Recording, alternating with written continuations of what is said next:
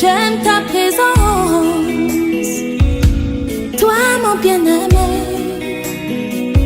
Prends-moi dans tes bras d'amour, Jésus. Serre-moi comme ton cœur. Prends-moi dans tes bras d'amour, Jésus. Serre-moi comme ton cœur. J'aime ta présence. Si tu as péché, ce n'est pas le problème de Dieu. Dieu a donné la portion magique pour la solution de ton péché. Regarde à la croix. J'aime ta présence, Jésus mon roi. Et ce matin, le titre de notre méditation, c'est de la malédiction à la bénédiction. Quel est le secret? De la malédiction à la bénédiction, quel est le secret? Dans Exode au chapitre 32, verset 26, il est dit, Moïse se plaça à la porte du camp et dit, à moi tous ceux qui sont pour l'Éternel. Et tous les enfants de Lévi s'assemblèrent autour de lui. Eh bien, souvent on entend dire, je crois qu'on m'a jeté un sort. Ou bien, c'est mon dessein. Je n'y peux rien. J'ai été comme ça. Je serai comme ça. Le déterminisme, qu'il soit psychique, qu'il soit environnemental, quelle que soit sa forme, on dit, c'est mon dessein. Je n'y peux rien. Il y a des gens qui vous encouragent, en tout cas qui encouragent. C'est ton destin, tu n'y peux rien. Est-ce vrai? Est-ce vraiment vrai? Suivons l'évolution de l'histoire de la tribu de Lévi, et nous allons dégager les principes à même de nous instruire. Suite à l'histoire qui s'est passée dans Genèse 34, Lévi et Simeon, frère de Dina qui a été souillé, qui a été violé, eh bien, ils ont pris l'épée et par ruse, ils sont tombés sur toute une ville et ils ont tué tous les mâles. Jacob, eh bien, en voulait à ces deux-là à cause de leur colère, parce qu'ils ont mis en péril sa famille qui était une horde mouvante par rapport à cette ville qui était bien structurée, bien dirigée et bien armée. Jacob a eu peur. Et il avait raison. Heureusement que celui qui nous a appelés est fidèle. Et Dieu l'a protégé, Dieu l'a gardé. Dieu a fait en sorte qu'il y avait même de la peur. La frayeur s'est emparée de tout l'environnement et de tous les voisins. Et on n'a pas poursuivi Jacob. Mais Jacob n'a pas oublié. Par conséquent, à la fin de sa vie, lors de la bénédiction de ses enfants, il a béni tout le monde, sauf Lévi et Simeon. Il les a maudits. Dans Genèse 49, verset 5 à 7, il est dit, Simeon et Lévi sont frères. Leurs cœurs sont des instruments de violence. Que mon âme n'entre point dans leur conciliabule. Que mon esprit ne s'unisse point à leur assemblée. Car dans leur colère, ils ont tué les hommes. Et dans leur méchanceté, ils ont coupé les jarrets des taureaux. Maudite soit leur colère, car elle est violente. Leur fureur, car elle est cruelle. Je les séparerai dans Jacob. Je les disperserai dans Israël. C'est ce que Jacob a dit. C'est la malédiction qu'il a prononcée sur Simeon et Lévi. C'est pas Simeon ou là. Mais c'est son frère. Que mon âme n'entre pas dans leur conciliabule, c'est-à-dire, je n'aurai pas de communion avec eux. En fait, ils sont complètement rayés de la liste de la famille. Et pour lui, pour eux et pour toute leur descendance. Car ils sont méchants, ils sont violents, ils ont tué des hommes, et ils ont maltraité des animaux. Ils ont maltraité des animaux. Ils seront mis à part. Ils sont comme bannis. Ils seront séparés des autres. Ils vont errer ça et là. Ils seront dispersés. Ils n'auront plus d'appartenance tribale. C'est ce que Jacob avait décidé pour eux. Jacob ayant prononcé la malédiction normale, ce qui était de son droit et de son devoir en tant que patriarche, normalement cette malédiction devait le suivre toute leur vie, sauf dans le cas de Lévi. Simeon, plus tard, aurait aussi sa part quand nous lisons Deutéronome 33. Simeon aura sa part. Simeon a été réintégré, mais pas au même niveau que Lévi.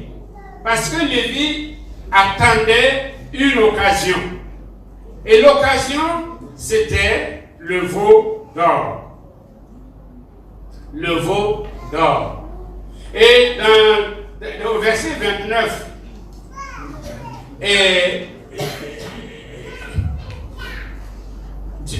Moïse dit, Dieu dit par la bouche de Moïse, consacrez-vous aujourd'hui à l'Éternel, même en sacrifiant votre fils et votre frère, afin qu'il vous accorde aujourd'hui une bénédiction. Afin qu'il vous accorde aujourd'hui une bénédiction. Voici l'occasion que Dieu vous donne.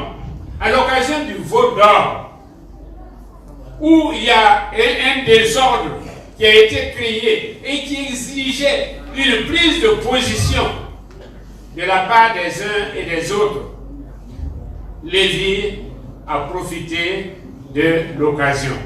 L'appel a été lancé. Qui est pour l'Éternel? À moi ceux qui sont pour l'Éternel. Et la Bible nous dit que Lévi, c'est la tribu de Lévi, s'est détaché du reste pour s'attacher à Moïse. Et en s'attachant à Moïse, il s'est attaché à Dieu lui-même. Lévi s'est rallié, mais pas Simeon.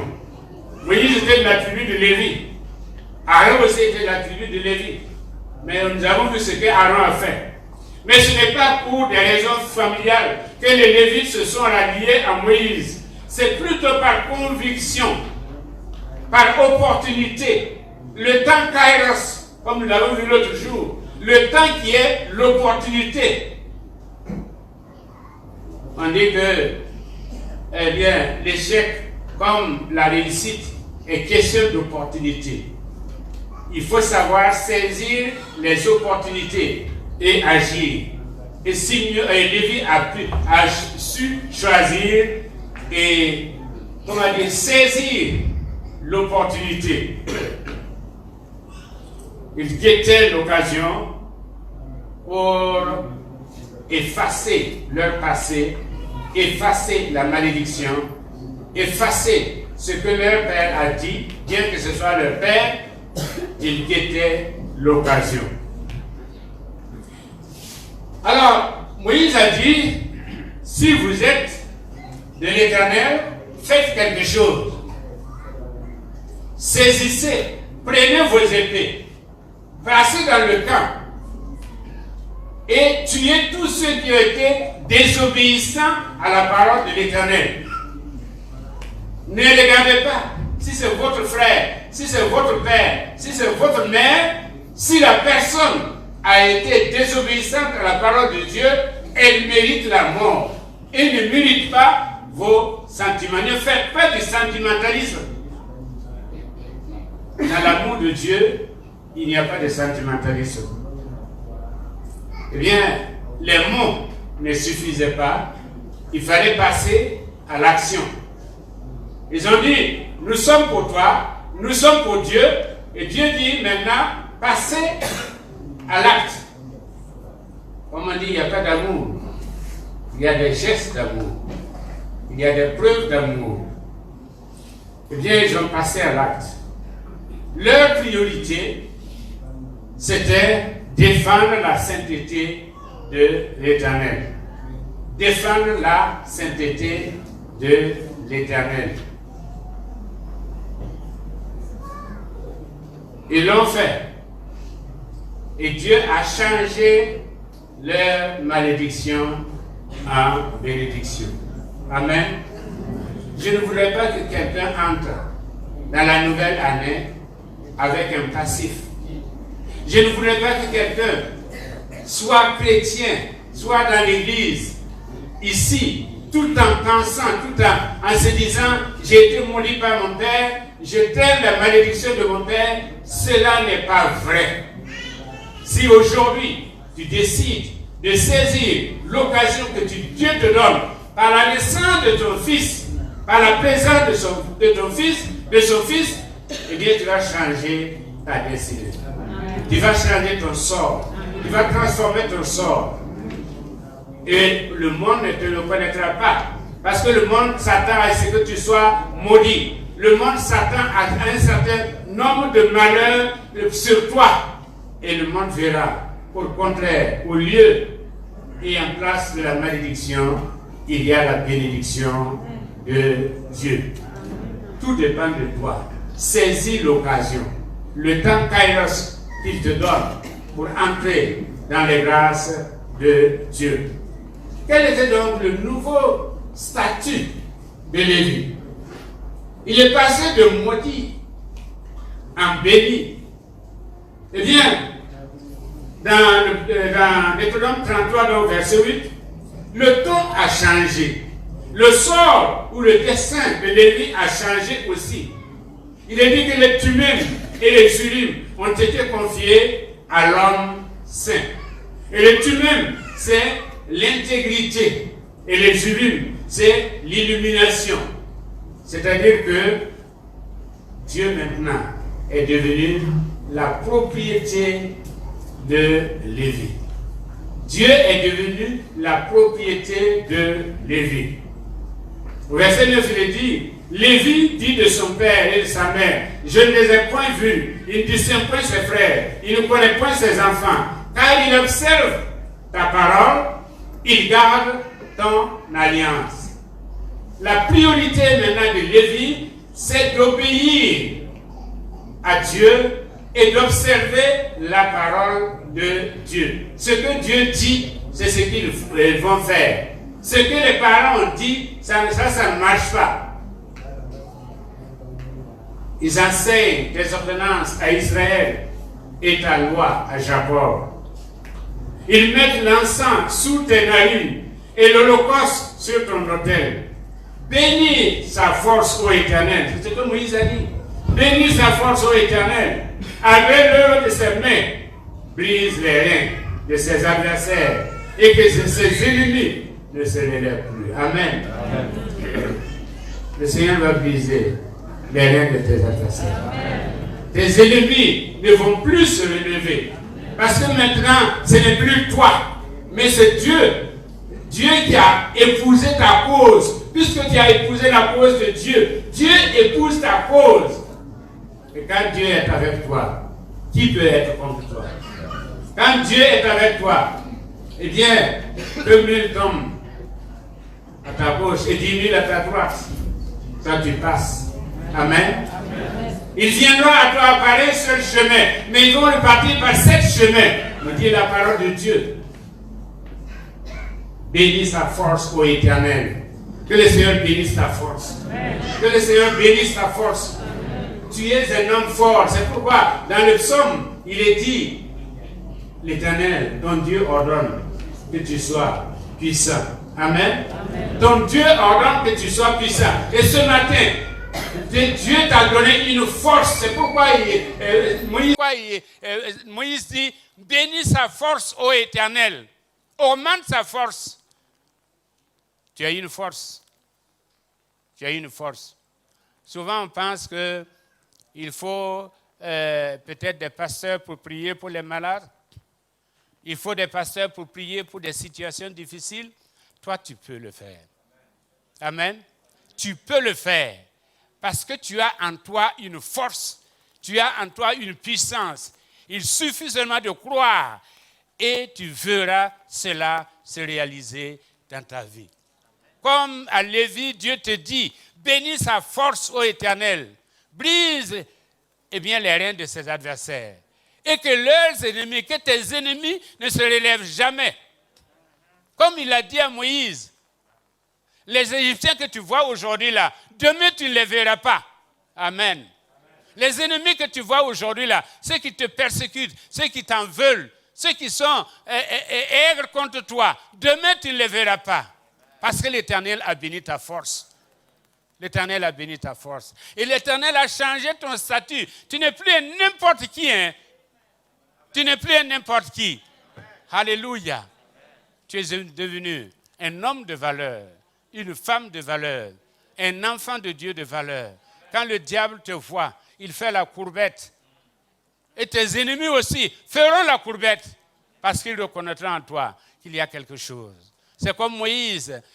Quand il descendait de la montagne, Moïse ne savait pas que son visage brillait. Mais les enfants d'Israël qui le voyaient savaient que son visage brillait. Alléluia. Amen. Je suis prince de l'Éternel. Alléluia. Dieu t'a béni. Dieu t'a béni. Dieu a enlevé ta malédiction. Il a remplacé ta malédiction par la bénédiction. C'est pourquoi marche. La Bible nous dit de marcher en nouveauté de vie. Marche comme un prince, agis comme un prince, parle comme un prince. Car tu as l'autorité maintenant d'un prince. Ne te fais pas petit. Ne te fais pas petit. Ne te cache pas comme s'il y avait quelqu'un de plus grand que toi. Parce que celui qui est en toi, il est plus grand que celui qui vient contre toi. Amen. C'est pourquoi, remercie Dieu pour ton nouveau statut. Lévi est saint, car ayant sanctifié l'Éternel, ils observent ta loi, ils gardent ton alliance. Lévi met l'obéissance de Dieu au-dessus de toute autre considération, que ce soit familiale, sociale ou amicale. Alléluia. Il y a des gens qui se sont égarés à cause des considérations familiales. C'est parce que mon mari a dit, c'est parce que ma femme a dit, c'est parce que mon père a dit, c'est parce que ma mère a dit. Lévi dit, il ne connaît ni père ni mère, il fait la volonté de son Dieu. Si la volonté des membres de ta famille va contre la volonté de Dieu, opte pour Dieu. Il te donnera une famille pour laquelle tu ne regretteras pas. Mais si tu optes pour eux, tu perds en même temps et ton Dieu et ta famille. Ils sont dispersés, c'est vrai, mais comme des missionnaires, des envoyés de Dieu pour enseigner la parole de Dieu. Jacob a dit, je les disperserai en Israël. C'est vrai, ils ont été dispersés, mais c'est pour enseigner la parole de Dieu. C'est pour enseigner la loi de Dieu. C'est pour enseigner les principes de Dieu. Ils ne sont pas dispersés pour disparaître. Et en fait, Dieu dit, parce qu'ils ont maintenant un standing spécial, ils ont une communion directe avec Dieu. C'est pourquoi Dieu dit, Lévi m'appartient. Alléluia. Lévi m'appartient. Lévi est à moi. Et quand on fait le recensement des tribus, on ne parle pas de Lévi parce que Lévi appartient à l'Éternel. Quand on fait le dénombrement, on ne fait pas le dénombrement de Lévi parce que Lévi appartient à l'Éternel. C'est eux maintenant qui sont chargés du rapport direct avec Dieu. C'est eux qui sont chargés du sanctuaire, du tabernacle. Et je souligne en passant qu'aujourd'hui, les nouveaux Lévites, ce sont ceux qui sont assis derrière nous. Amen. Ils appartiennent à Dieu. Ils appartiennent à Dieu. Ils sont à Dieu. C'est pourquoi la Bible dit, ayez de la considération pour eux. ils appartiennent à Dieu. C'est par eux que Dieu passe pour nous parler, pour nous bénir. Et Dieu leur dit, ce que vous allez bénir sur la terre sera béni au ciel. Ce que vous allez maudire sur la terre sera maudit au ciel. Heureusement que nous ne maudissons pas souvent. Là quand même. Yung pas fi ndawa. Ya ben pa yok bu. Ben ha yok bu fi nda yung. Lévi appartient à Dieu. Et ce matin, je voudrais te dire, tu appartiens à Dieu. Tu es une propriété de Dieu. C'est vrai que d'une façon spéciale, les serviteurs de Dieu ici appartiennent à Dieu. Mais d'une façon générale, tu appartiens à Dieu. Tu es devenu enfant de Dieu. Et Dieu dit, ne touchez pas, car celui qui touche, touche à la prunelle de mes yeux. Tu as de l'importance. Tu as de l'importance. Parce qu'il sait ce qu'il a payé comme prix pour t'avoir. C'est le prix de son fils. C'est le prix de son fils. Qui est prêt ici à offrir son fils ou sa fille en sacrifice? Dieu sait ce qu'il a payé comme prix. Et c'est pourquoi le prix payé donne de la valeur à l'être acheté. Le prix, c'est le prix de son fils qui n'a pas de prix. C'est pourquoi toi aussi tu n'as pas de prix. Et tu as une valeur céleste et non pas terrestre. Je voudrais dire en conclusion, 2 Pierre chapitre 2 verset 9 nous dit, et résume très bien notre position, et nous met en parallèle avec la tribu de Lévi. Il est dit, vous au contraire, vous êtes une race élue, un sacerdoce royal, une nation sainte, un peuple acquis, vous qui autrefois n'étiez pas un peuple et qui maintenant êtes devenu le peuple de Dieu, vous qui n'aviez pas obtenu miséricorde et maintenant avez obtenu miséricorde. Alléluia. Vous n'étiez pas un peuple. Et Paul nous dit que nous étions loin de la grâce de Dieu. Nous étions perdus. Et maintenant, nous voilà dans la maison de Dieu. Nous voilà dans la maison de Dieu. Nous voilà sous le couvert de Dieu. Nous voilà sous la protection de Dieu. Nous voilà sous les soins de Dieu. Si quelque chose nous touche, Dieu ressent. Si quelque chose nous frappe, Dieu ressent. C'est pourquoi nous voulons apprécier notre position. Nous sommes un saint sacerdoce. C'est-à-dire que, tout comme il a dit, Lévi m'appartient. Lévi va porter le tumum et l'urim, c'est-à-dire des éléments du culte. Lévi va entrer dans le lieu très saint pour me servir. Comme il a dit, Lévi va s'occuper du sanctuaire et tout le reste. De la même manière, eh bien, tu es qualifié, tu es positionné pour être un saint sacerdoce à Dieu. Nous qui étions loin, eh bien, l'occasion est venue. Nous avons saisi l'occasion. Et maintenant, nous sommes dans les grâces de Dieu. De la malédiction à la bénédiction, le secret, c'est l'occasion qui s'est présentée. Nous avons saisi l'occasion. Nous sommes entrés dans les grâces de Dieu. Et depuis, Dieu veille sur nous. Dieu veille sur nous afin d'accomplir ses desseins. Car il connaît les desseins qu'il a formés à ton endroit, desseins de paix et de bonheur, afin de t'assurer un avenir. Il sait ce qu'il veut faire de ta vie. Parce qu'il sait que tu as une valeur, la valeur du ciel, et non pas la valeur de la terre. Vous savez, comme on dit, la bénédiction n'est pas une garantie. Mais la malédiction aussi n'est pas une fatalité. La bénédiction n'est pas une garantie, la malédiction aussi n'est pas une fatalité. Tout dépend de notre position par rapport à la grâce de Dieu offerte pour nous sur la croix du calvaire. Que ce matin, que le pauvre dise, je suis fort, je suis riche. Et que le faible dise, je suis fort, parce que, eh bien, il m'a rendu fort. Il a béni ma force, il m'a transformé. Il a changé mon statut, il a changé ma position.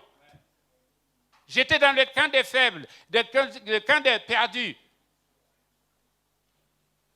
Le camp de ceux qui sont appelés à être détruits. Et maintenant, je suis dans le camp des forts, le camp des vainqueurs, le camp des triomphateurs. Que le Dieu nous donne de triompher au nom de Jésus-Christ. Amen. Oh, quel bonheur de connaître l'ami qui ne saurait changer, de l'avoir ici bas pour maître, pour défenseur et pour berger. Chantons, chantons.